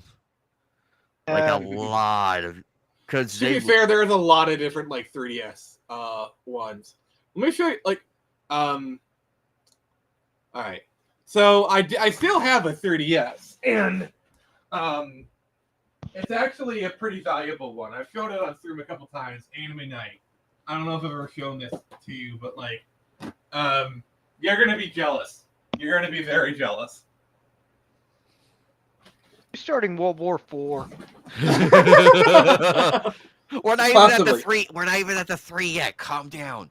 Don't spoil your Christmas present. All right, so this is not really a spoiler. It's not unveil. I've shown this on stream before, but you know how valuable this is. Yes, like these things go for like $300 to $500 online, and yeah, I'm not selling it, by the way. And this is modded, and it's modded. Oh, okay. I could see why it's not for sale. No, thank you. By the way, I bought this new. So, because like this is when they released the Pokemon games on 3DS, which, God, what a time to be alive when you could get Pokemon Red and Blue on your 3DS. That was so cool back then. And then they released Gold and Silver and then Crystal. God, I miss those days. I need Nintendo to start failing again, so they can start doing cool shit again. Yes, we need it. We need more competition. Well, we need more competition. We can solve this by getting Sega to get off its butt and put out a new system. But I don't know if the rumors are to be believed. Like the PS6 is going to have a handheld variant. That might give the Switch some competition. Yeah, that might. That might. But in the PS4 though, it was still a lot of fun. You still had really amazing games. You still had companies still taking risk here and there, and yeah, it overall was a lot of fun. I feel like the PS4 like really was the successor to the PS3. Even though it had its moments and everything, but take care, Hood Raven. Yep. Take care. I do miss when companies really push for a lot of things, and you knew what you were getting as well, and there was just so many. There was just so much fun. It was so hard to believe when the PS4 came out, and then the PS3 was slowly fading into the background. And some of the stuff that came from there to the PS4, it just felt so bizarre being on a new system. Even with GTA 5, the difference is really, it was really mind blowing. I'm like, I can't believe I'm playing this. Yeah, I had that same scenario, not with GTA, but with other games that I was playing at the time. I forget which one it was. It wasn't Mass Effect. It was something else. And I was Oh, just the other leaving. game was the other game I got for that Christmas bundle was Far Cry 4. It was that one too. See, one game that, like, even to this day, I'm like, this runs on a PS4 is Red Dead Redemption 2. That's it. That was it. Like Witcher 3 still actually has aged drastically good. Sorry. No. Witcher 3 is good. Really, it shows really its age. It has aged a little bit. Like, you can see the cracks a little bit, but it is aged gracefully. Something like Red Dead Redemption 2 still looks amazing to this day. Yeah, even the fact that it runs on a PS4. Yeah, I know. I was so shocked when I was playing online and everything. I'm like, this is good. And those heists where you rob the 3 different jewels and everything. They shine so nice, and I'm like, gimme. I want the emerald. Gimme. See, that's when you break the system, reach into the TV screen and grab it for yourself. I'll be like, I'm gonna sell this for $6 billion.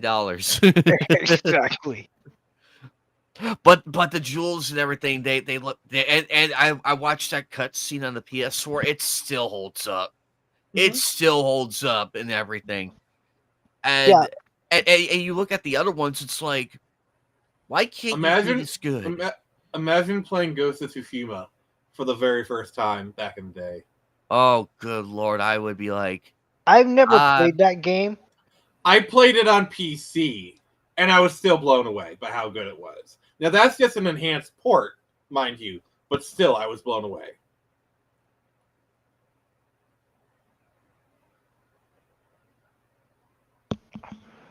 There are a lot of games that everybody talks about that I've just never played.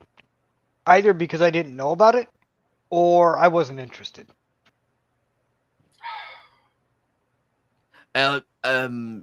Before it became unpopular, let's all agree that The Last of Us visually, the first game, was visually beautiful. For the most part. In some areas, yes, but in other areas, it's I've only played it on PS3. And for a PS3 game, oh god, like, here's the thing. What's amazing about, like, that last little leg of the PS3 is a lot of those games could be confused for PS4 games. Last of Us, GTA 3, like, you put GTA 5 into your PS3, like, oh my, it's like, holy crap, how does this thing run on the PS3? And then you take off your headphones, and your PS3 sounds like a jet engine, and then you realize why. Yep. Yeah, that's what some of them were. Mass Effect Andromeda was one of those games. It was torture on my PS3. If I'm remembering me playing it right. I could be confusing it for another game.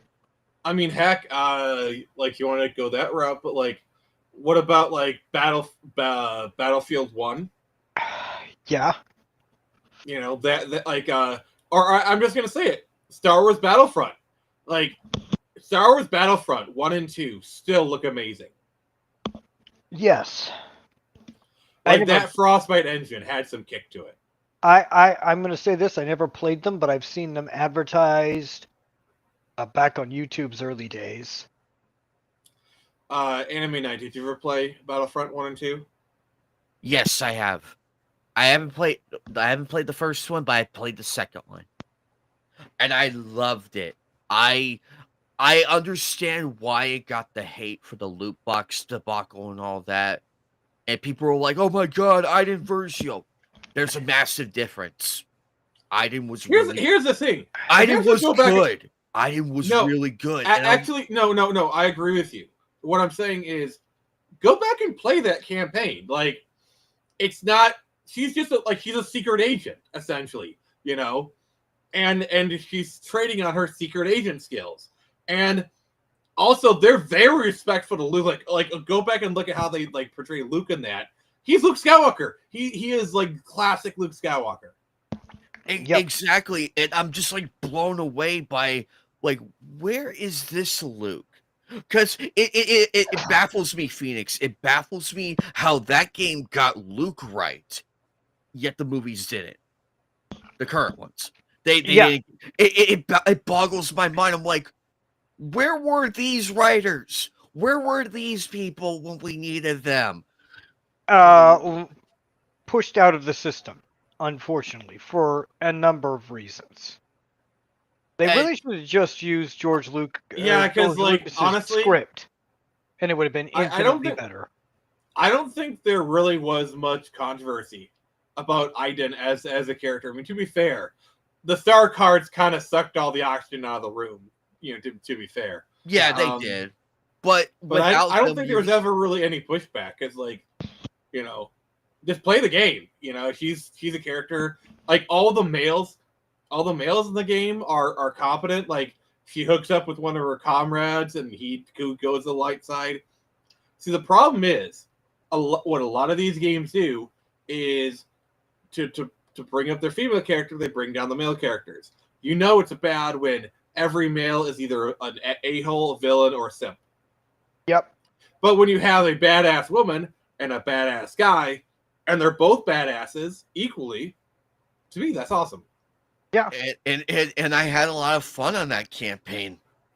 I never understood the hate. I looked at these people, I'm like, just appreciate the fact that we got an accurate Luke Skywalker. Mm-hmm. Yes. That Iden didn't make us feel stupid or talk down to us or anyone else. Yes. Yeah, Iden was a good. I think actually Iden was a good character. Yeah. Because you essentially got 30 years of her life. I mean, they skipped a lot. You got like her daughter. I think it was good. Yeah. Exactly, and I'm all for it. And Jedi Survivor, Jedi Fallen Order impressed the hell out of me. I'm like, okay, I can. I mean, Jedi Survivor is not bad. It's not bad. No, it's not. It actually follows the vein of what the original movies were all about. I want to see Cameron Monaghan show up in live action as Cal Kestis so bad. Everybody. What's funny is I was watching the Adam Sandler movie Click, and Kevin O'Doyle. I see him, and I'm like, holy crap! I know who that is. It's Cal Kestis as a younger kid. It's so funny how you go back to a classic movie from that. Well, what's really weird is go watch Shameless. That was like, oh Cal, don't do that. Like Shameless is like, and then he was like the not Joker on Gotham. He's had a pretty good career.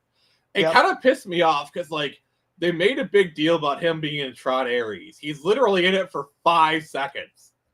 Yeah, he didn't deserve that. Hey, he didn't deserve that because it's like it's only 5 seconds, people. It's not gonna kill you. No. Besides, I must have been a good payday. Cameron Monaghan. It's Cameron Monaghan. They made a big deal about him being in the movie. It's like it's basically a cameo. That's You may as well criticize the Stan Lee cameos. Like, we got Drago. We got Drago in the chat. All right, cool. Party can begin. But like, if they just wouldn't have advertised it and it would have been a surprise cameo, I think it would have been fine. Like, if it just would have been like Cameron Monaghan. Like, it's just like he makes a cameo. They don't promote it, but it's just a surprise cameo. That would have been fine. Great, even. I think that would have been awesome. Have Cameron Monaghan just make a surprise, like 5-second cameo. Because then it's like, it's a cameo. It's not supposed to be long. It's just, he's there. It's a prize. He's dead. Ha. Oh no. Yeah. That's one of those things that if you put the actor there and nobody knows he's going to be there, it's even better. It's like if you watch Deadpool 2, when you realize the Vanisher was played by Brad Pitt. Because I don't know if because Anime Night, have you seen this? When the Vanisher when he gets in the power lines, for a split second you can see it's Brad Pitt. Oh no, the split second. Oh no. No, for 1 second his mask was off. Whatever shall we do? All right. Oh, you're looking it up now, aren't you? All right. Sorry, I am looking it up. I'm just trying to like All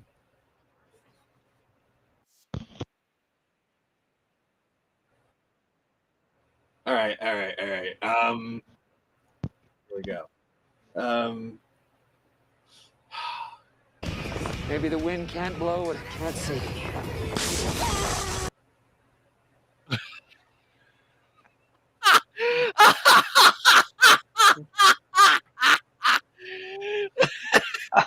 You didn't know that was there? Oh, God. Wow. That is clearly Brad Pitt. Yes, that is Brad Pitt. That is Brad nice. Okay, that I did not know. I honestly didn't know that. To be fair, it happened so fast. I think that's a point. Like they wanted to be like, wait, that was Brad Pitt? Oh, that's good. It's really crazy. Those kind of like, for example, did you know in Thor Ragnarok, in that scene where they're doing like the reenactment, they have Sam Neill and Matt Damon in that. Mm-hmm. Yeah, Matt Damon, I think, is playing like Loki or something. Ooh. Matt Damon. Matt Damon. God, I can't. Oh, it's better late than never, Happy Dino, but sadly, you're kind of at the tail end of the stream. But yeah, well, you got a lot to catch up on. Happy Dino, you have the perfect excuse. Okay? You have the perfect excuse. We're pet friendly here. We understand. I mean, have you seen the pictures of Happy Dino's new puppy? That thing is adorable. Yep. So he has a legitimate excuse. Oh, the most legit of legit excuses. So, to be fair, if I had a new puppy, I'd be like, Nick, weren't you supposed to like stream a few hours ago? Yeah, but I got Puppy. and Puppy is holding me hostage right now. Yeah, it's like you've heard of feline paralysis. What about puppy paralysis? Yeah, exactly. I don't know. So yeah, you have literally the greatest excuse ever, Happy Dino. Yep. all in all, though, the PS4, I feel like it was the pinnacle of greatness, because we were looking forward to it, and we're like, okay, PS4, what do you got to prove? And despite the bad start, it paid off in spades. No, the PS4 it was roaring out of the gate and it never stopped. Oh, sorry. I was thinking of the PS3. My bad. I had the two confused. He drains me. I'm used to older dogs. Well, you got a puppy, all right? Puppies are known for one thing: lots of energy. Lots of energy and lots of attitude. And that's why the PS4 continues to dominate the market still. Mm-hmm. And PS5, they're already thinking about a PS6 already. It's like, that goes to show how little faith they had in 5. How little they're faith. Still releasing like games and actually like actual games. Like Marvel, the fact that Marvel Rivals is getting a port to PS4 is just insane. Yep.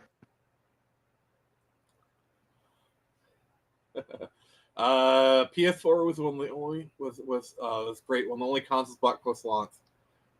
And then Happy Dad was like, why were you disappointed with the PS4? Like, I got to hear this. Yeah, I'm kind of curious now. Dino, what happened between you and the PS4? Did it not make your days happy? Did it like leave you on red? Did it ghost you for no damn reason? Yeah. I have one reason to be upset with the PS4. That they allowed Mass Effect Andromeda on the system. I mean, that's not really their fault. So.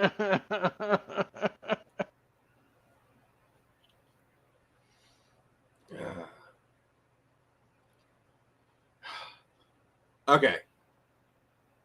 I got PS5 for 3 reasons. One, I wanted to play RE4 Remake VR. Wanted to play a hockey game. And it's back on Battle 4. Yeah. So the thing with me is, I was really hoping that the PlayStation 5 would play PS5, PS4, PS3, PS2, and PS1. And be like the ultimate like PlayStation. And if they had actually done that, I would have gotten it. Yeah, for sure. No doubt in my mind, I would have gotten it too. Like I would not argue. Be like, it's backward compatible, yes, but again, Sony is run by corporate suits. The fans have been long gone, and it's really sad. It is really, really sad because when you look at the PS4 and all the great games throughout that life cycle, you can tell who the actual fans are versus the corporate people. It's night and day. You can really legitimately tell like who is who or what's what. Well, yeah, I will say this though. And when Crash Bandicoot came out to the PS4, the babies were throwing up in the air, the confetti was up in the air. It looked gorgeous. And I'm like, this is what we needed. The funny thing is, the PS3 had a lot of those Japanese games that you talk about. Even with it being like region free, that helped a lot.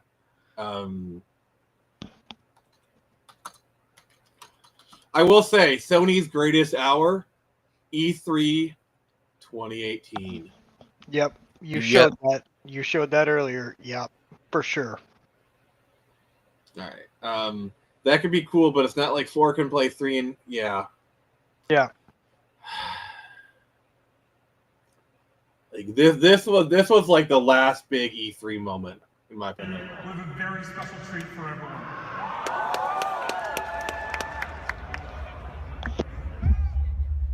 Long ago, we looked upon a foreboding sky. Like, do you remember? The memory. Like when this came out, like I watched this live. Yeah, people are realizing. In its wake, they're realizing.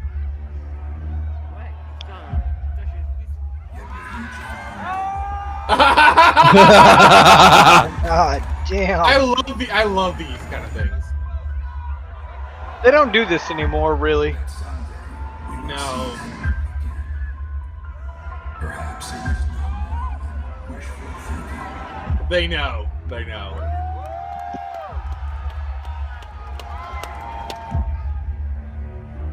But after the long calm, there are now the beginnings of the stir. The reunion at hand may bring joy. It may bring fear. But let us embrace whatever it brings.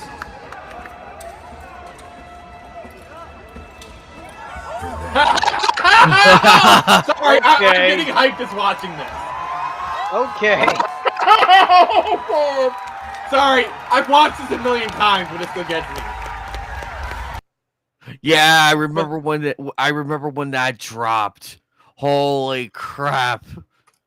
And then that wasn't. And the thing about that is, that wasn't the only one though. Now, Final Fantasy has a long history on PlayStation. Stop it! And we are excited to show you a world premiere of the newest addition to the franchise. Let's take a look. Oh, it's 14. Yeah, they're not doing 7. 7 is dead forever. 14? What? Chibi 7. This is the 7 reboot. As many as Down. Space Battle heroes and heroes. So close. That adorable world of Final Fantasy will be released exclusively on PlayStation, going to become one of the most beloved games in PlayStation and video game history. Don't be cool, dude. Don't do it, you Tonight, piece of I am proud to announce that by popular demand, we have a very special treat for everyone. No. All right, here we go. No, everyone settle down. It's not possible. Long ago, we looked upon a foreboding sky. Holy F. The memory of real? a star that threatened all They did burns both? eternal in our hearts. my god! What the freaking it? Look at it! Look at that! You Oh. maniacs! No. This is Final Fantasy VII Remake. That's what they're reacting to. Yep. What are you doing? Midgar looks exactly like that. What are you doing? If this isn't it. What are you doing? This is it. E3, what are you doing? He's standing on the edge of his seat, literally. That's how I was when the Crash Bandicoot Insane Trilogy and Nitro Fuel came out. I legitimately almost broke my leg from falling over the chair. The reunion at hand may bring joy. No. It may bring fear. But let us embrace whatever it brings. How did they keep this secret? For they are coming back. Christ. Barrett. Oh my god. I'm sorry. Has been made. No, what's even better.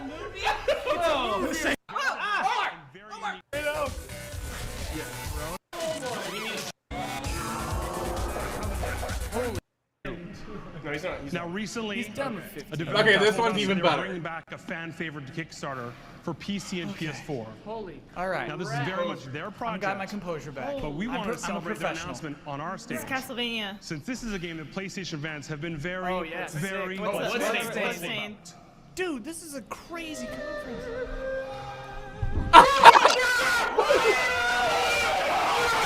Literally from the first note, he knew what was up. to be fair, if you're a Shenmue fan, you would know.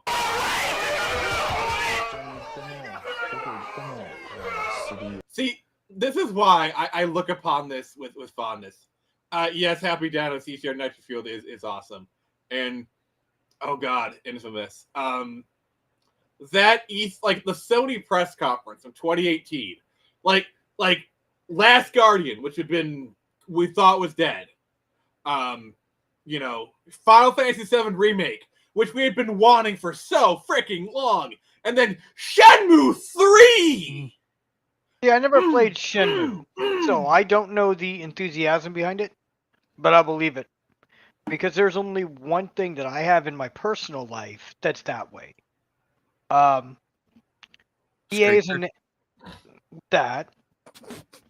EA's release in 2020 that they're doing Mass Effect 5. I was in that. Prepare for disappointment. Oh, I'm prepared for levels of disappointment.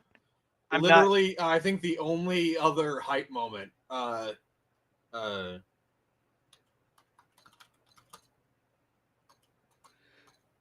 It's so sad that so that was the final. 2019 was the last one, and really 2019 was just the Cyberpunk. You're breathtaking. Yep. I remember watching that live. It was like, oh my god, Keanu Reeves in it. Is it? But people forget is, they had Ghost Recon Breakpoint, and John Bernthal was in it. And you guys remember, he came on stage and he had this dog with him. I didn't watch that one. But yeah, if people don't forget, John Bernthal was it. I think that was the same year too. Yeah, 2019 was the last E3. Yeah. That's what I hear, sadly.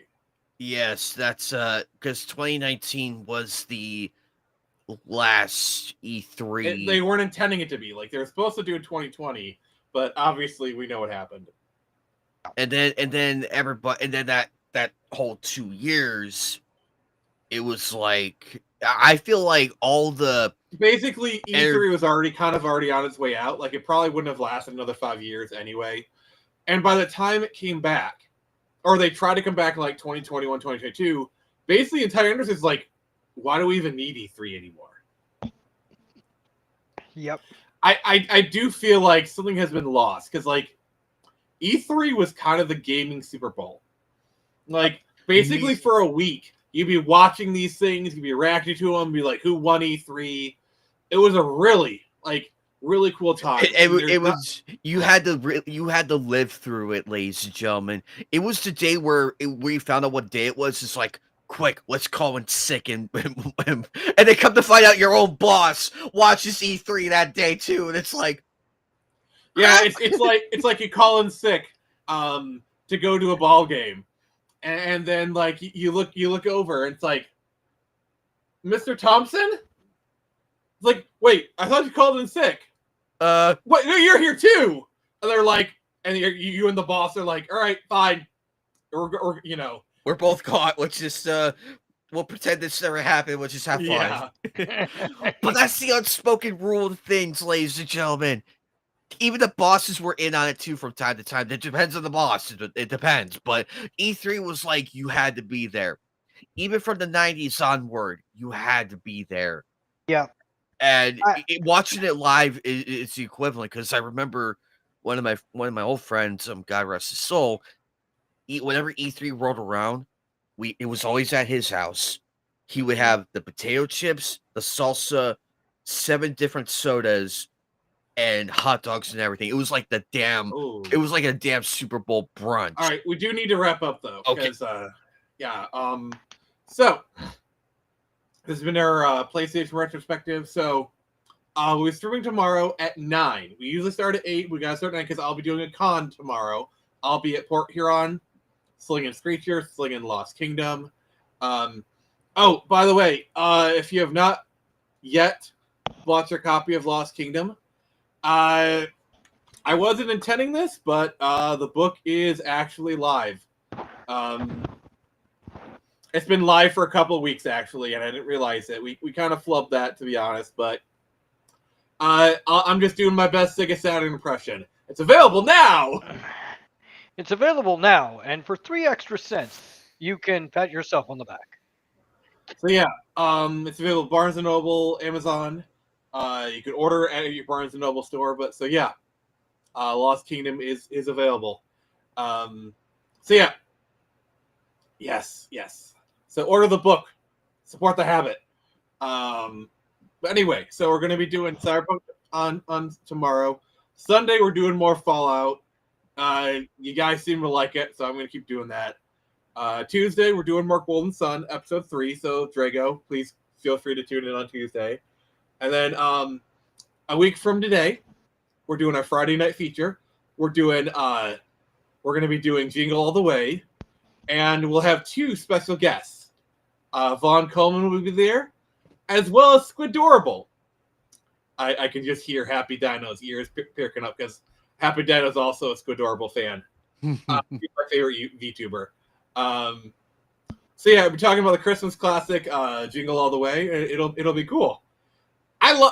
Me and Squid, we love collabing together. Yeah, she's very precious, and she's a great person to hang out with. I don't know. I like the whole VTuber scene. Like a lot of the VTubers are just kind of surprisingly wholesome. I like them. That's nice. You know what, VTubers? You're all right. Yep, my good buddy Dash is one of them, and nice. most legitimate dude in the room. Very, very nice, very polite, fun to hang with. I'm excited for you, Phoenix. I'm very, very excited for you. I've had fun on your stream, Stick. I had a good time. This was a lot of fun. Well, you're welcome back anytime. I'm always happy to have you. So in 2 weeks, we'll be doing a comic book review. We're going to be doing Huntress Cry for Blood. See how that goes over. But yeah, everyone, thank you for joining us. We're going to sign off here. I'm actually kind of hungry. Even Nux. That name sounds vaguely familiar. But yeah. So this is Nick from the Phoenix Press. Remember, I can only show you the door. You guys must walk through it. And everybody,